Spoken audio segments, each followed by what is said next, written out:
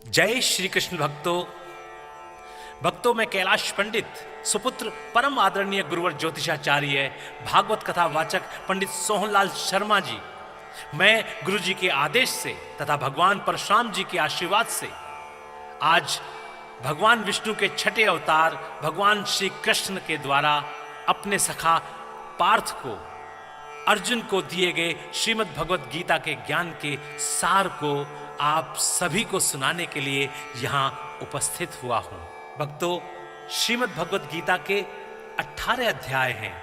मैं कैलाश पंडित एक एक करके सभी अध्यायों का सार आपके समक्ष भावपूर्ण स्वर के साथ प्रस्तुत करूंगा। मैं गीता सार को आरंभ करूं उससे पूर्व कृपया आप सभी हमारे इस चैनल को अधिक से अधिक संख्या में शेयर करके सब्सक्राइब कराएं, जिससे सभी सनातन धर्म प्रेमियों के पास ये गीता सार पहुंच जाए और उन्हें धर्म लाभ प्राप्त हो, उनका कल्याण हो। तो बोलिए भगवान श्री कृष्ण की जय। भगवते वासुदेवाय नमः। बोलिए श्री कृष्ण महाराज की जय। प्रिय भक्तों, श्रीमद् भगवत गीता सार का द्वितीय अध्याय आरंभ करते हैं। कृपया ध्यान से सुनिए। संजय ने कहा, हे धृतराष्ट्र। तब श्री कृष्ण व्याकुल चित्त अर्जुन से बोले, हे पार्थ, अनर्थ के सेवन करने योग्य अपयश कारक मोह इस समय तुम्हारे मन में कहां से आया? तुम कायर मत बनो, यह शोभा नहीं देता। तुम हृदय की दुर्बलता को त्याग कर युद्ध के निमित्त खड़े हो जाओ। अर्जुन ने कहा, हे मधुसूदन, मैं रण में पूज्य भीष्म और द्रोणाचार्य के ऊपर बाण प्रहार कर कैसे युद्ध करूं? गुरुजनों को मारकर उनके रक्त से सने भोगों को कैसे भोगूंगा? हम नहीं जानते कि संग्राम में हम दोनों में से कौन जीतेगा। यदि हम जान भी लें तो भी जिनको मार करके हम जीवित रहना चाहते हैं, वही धृतराष्ट्र के पुत्र हमारे सामने प्रस्तुत हैं। मैं आपसे पूछता हूं, जिससे निश्चय करके मेरा भला हो, वह मुझे समझा कर कहिए, क्योंकि मैं आपका शिष्य हूं। मुझे शिक्षा दीजिए प्रभु। मुझे पृथ्वी पर निष्कंटक राज्य मिल जाए और देवताओं का भी आधिपत्य मिल जाए, तो भी ऐसा कोई उपाय नहीं दिखता कि जो मेरी इंद्रियों के शोक को दूर करे। हे गोविंद, मैं युद्ध नहीं करूंगा, मैं युद्ध नहीं करूंगा, मैं युद्ध नहीं करूंगा। मुझे क्षमा करें गोविंद, मुझे क्षमा करें। यह कहकर अर्जुन चुप हो गया। संजय बोला, हे राजन, दोनों सेनाओं के मध्य में खिन्न होकर बैठे अर्जुन से श्री कृष्ण ने ये वचन कहे, हे अर्जुन, जिनके लिए शोक नहीं करना चाहिए तो उनके लिए शोक करता है, और पंडितों के से वचन तो कहता है, परंतु पंडित लोग न मरों का शोक करते हैं न जीवितों का। यह बात असंभव है कि मैं पहले न था, तुम न थे, और ये राजा भी न थे, और इनके बाद नहीं रहेंगे। जैसे देहधारियों की इस देह की लड़कपन, जवानी, बुढ़ापा ये अवस्था होती है, वैसे ही मृत्यु के बाद दूसरी देह की भी होती है। इसीलिए पंडित लोग मोक्ष को प्राप्त नहीं होते हैं। हे नरश्रेष्ठ, सुख दुख को समान मानने वाले जिस वीर पुरुष को ये बाह्य पदार्थ कलेश नहीं देते, वह मोक्ष पाने का अधिकारी है। असत वस्तु का तो अस्तित्व नहीं है और सम का अभाव नहीं है। इस प्रकार इन दोनों को ही तत्वज्ञानी पुरुषों ने देखा है। जिससे सारा संसार व्याप्त है उसको अविनाशी जानो, क्योंकि इस नाश रहित आत्मा का विनाश करने में कोई समर्थ नहीं है। अतएव हे भारत, तुम युद्ध करो।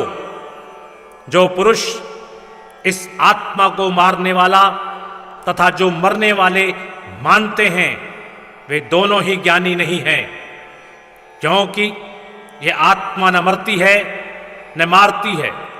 आत्मा न कभी जन्मती है और न कभी मृत्यु को प्राप्त होती है। नष्ट होने पर भी वह नाश को प्राप्त नहीं होती।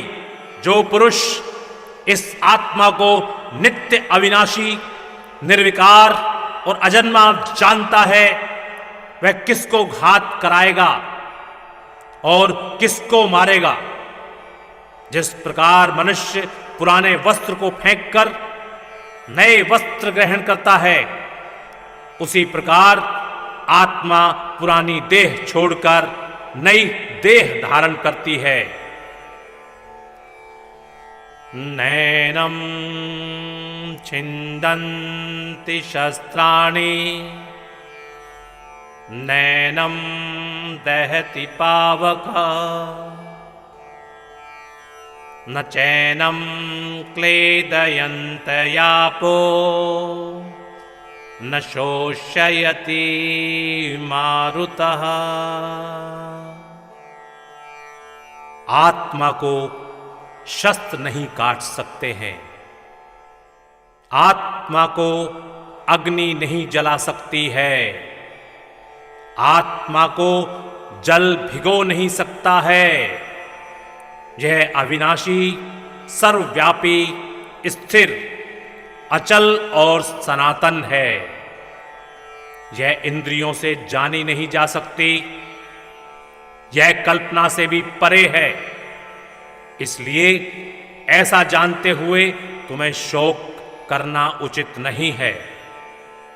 हे महाभाव, यदि तुम इस आत्मा को नित्य जन्म लेने और नित्य मरने वाली मानते हो, तो भी तुमको शोक नहीं करना चाहिए, क्योंकि जो जन्मा है उसकी मृत्यु और जिसकी मृत्यु हुई है उसका जन्म निश्चित है।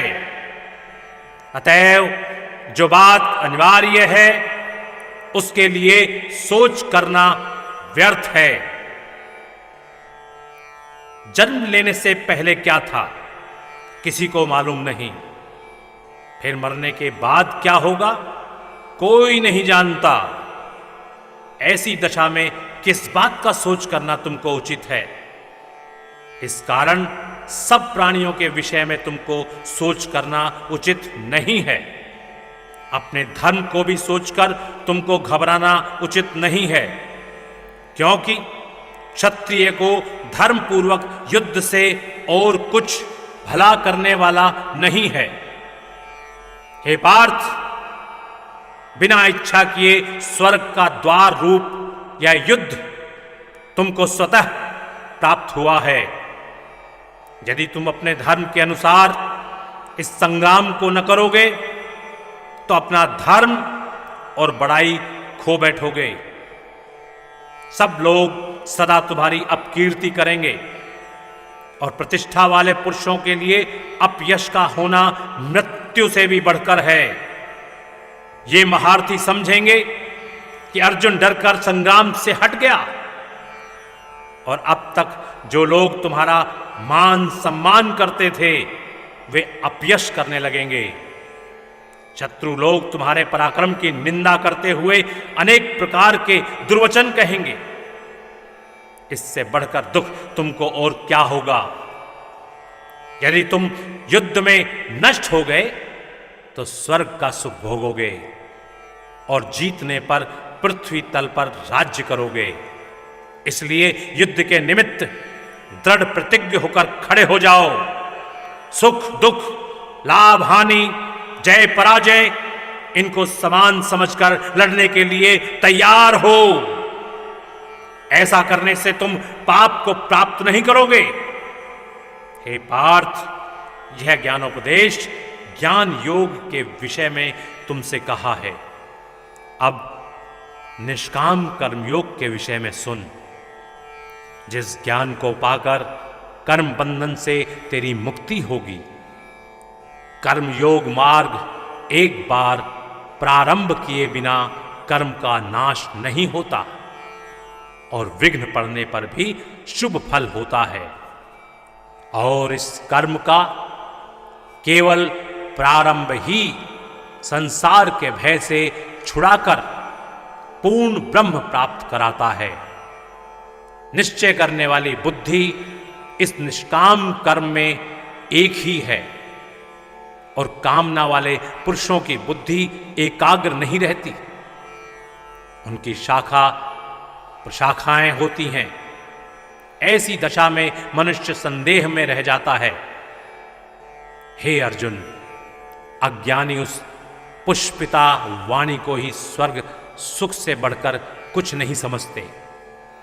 स्वर्ग सुख को ही तो उत्तम पुरुषार्थ समझते हैं।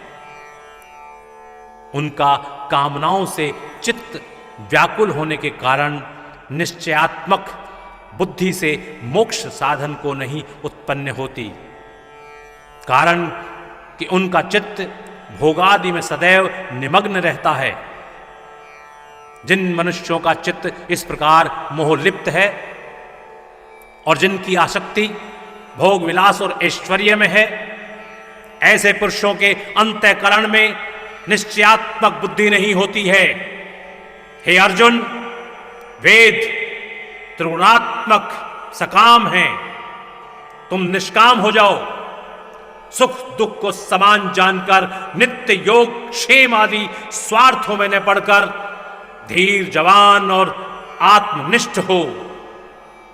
जैसे छोटे छोटे अनेक जलाशयों में मनुष्य का कार्य सिद्ध नहीं होता है, बड़े जलाशयों से वे सब प्रयोजन अनायास ही सिद्ध हो जाते हैं। उसी तरह संपूर्ण वेदों में कहा हुआ काम कर्मों का फल है। ब्रह्म में भक्ति रखने वाले मनुष्य को सहज ही ये प्राप्त होता है। तुमको केवल कर्म करना चाहिए। फल तुम्हारे अधिकार में नहीं है। तुमने तो फल की अभिलाषा से काम करो, न निकम्मे ही रहो। कर्म किए जाओ फल की इच्छा, मत कर रे इंसान।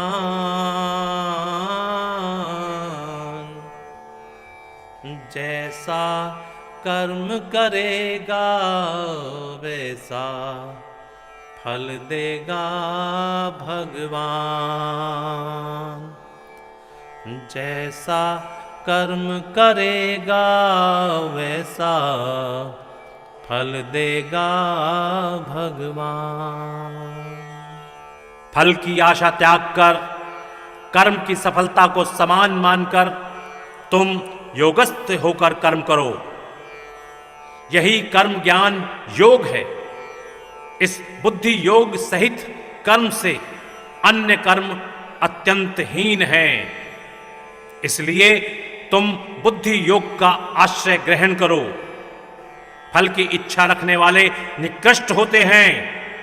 निष्काम करने वाला पुरुष ईश्वर कृपा से इसी संसार में सुकृत तथा दुष्कृत इन दोनों का ही त्याग कर देता है।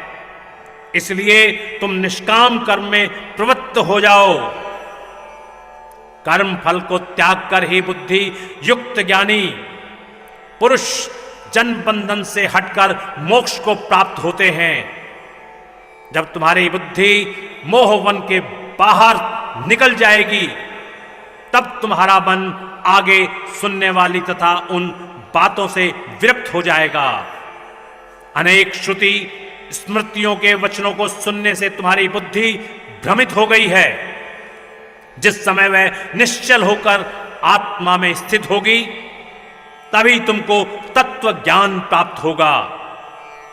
अर्जुन ने पूछा, हे केशव, आत्म स्वरूप में निश्चल बुद्धि वाला किसको कहा है? उसके लक्षण क्या हैं? श्री कृष्ण जी बोले, हे अर्जुन, जो महापुरुष मन की सब कामनाओं को त्याग देता है, अपने आप में ही प्रसन्न रहता है, उसको निश्चल बुद्धि कहते हैं। दुख में किसके मन को खेद नहीं होता और सुख में किसको आसक्ति नहीं होती, और प्रीति भय क्रोध जिसके जाते रहते हैं, वह महात्मा स्थिर बुद्धि वाला मुनि कहलाता है। जो शुभ पदार्थ प्राप्त होने से हर्ष नहीं करता, अशुभ से अप्रसन्न नहीं होता, उसी की स्थिर बुद्धि जानना चाहिए। और कछुआ जैसे अपने अंगों को सिकोड़ लेता है, उसी तरह जो पुरुष अपनी इंद्रियों को विषयों से हटाता है, उसी की बुद्धि स्थिर जाननी चाहिए।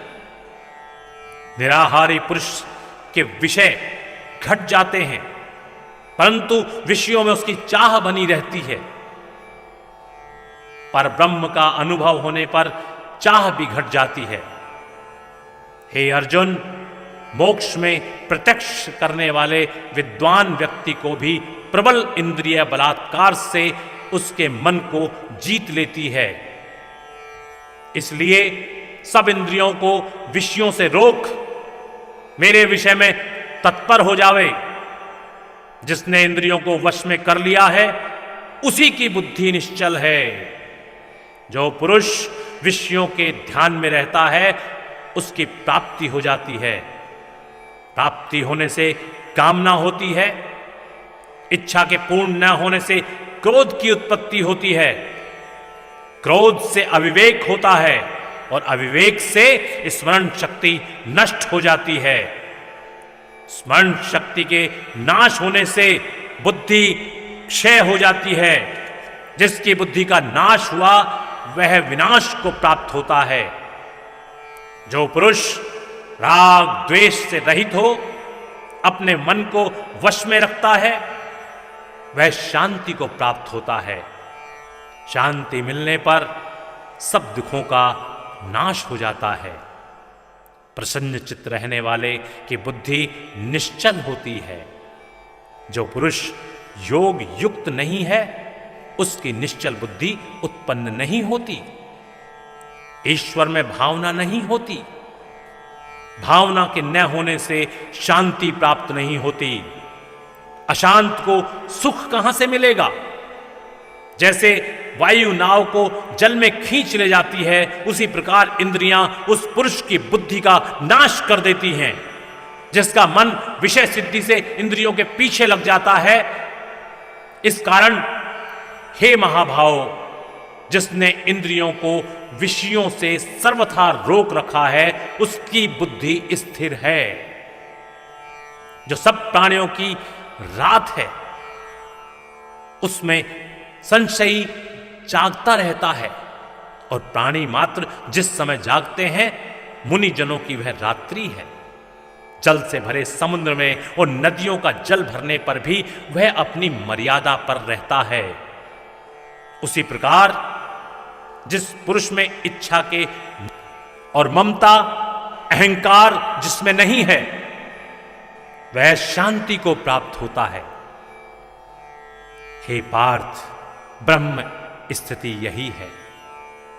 ऐसी स्थिति मिल जाने पर प्राणी फिर मोह में नहीं फंसता और अंत समय में निर्वाण ब्रह्म को प्राप्त होता है।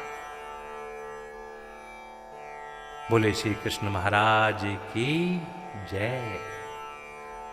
तो भक्तों, इति श्री श्रीमद् भगवद गीता सार द्वितीय अध्याय। हरे नमः।